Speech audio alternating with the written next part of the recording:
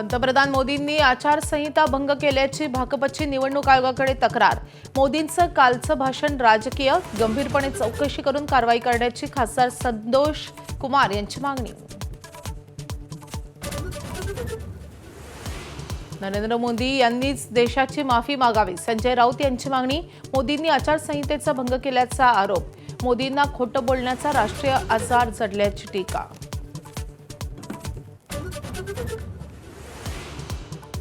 अशोक खरातला 5 दिवसांची पोलीस कोठडी।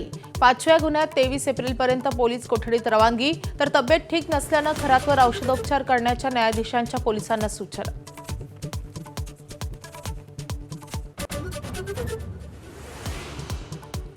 आरोपी अयान अहमदची परतवाड्याच्या कॅफे पिझ्झा हबमध्ये नेऊन चौकशी। कॅफे पिझ्झा हबमध्ये अनेक मुलींना भेटल्याची माहिती।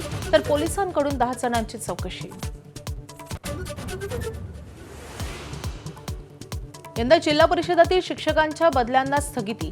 जनगणनेच्या कामात खंड पडू नये म्हणून सरकारचा निर्णय। ग्रामविकास विभागानं पाठवले सर्व झडपीच्या सीईओंना पत्र।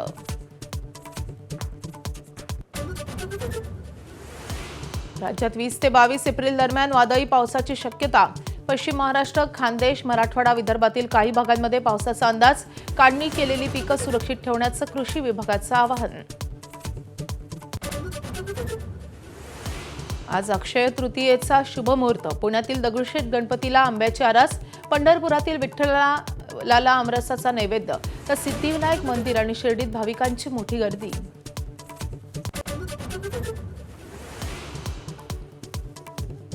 आयपीएलच्या मैदानात कोलकाता राजस्थान आमने सामने। सलग 6वा पराभव टाळण्यासाठी केकेआरचे प्रयत्न। तर धडाकेबाज सलामीवीर वैभव सूर्यवंशीच्या कामगिरीकडे चाहत्यांचं लक्ष।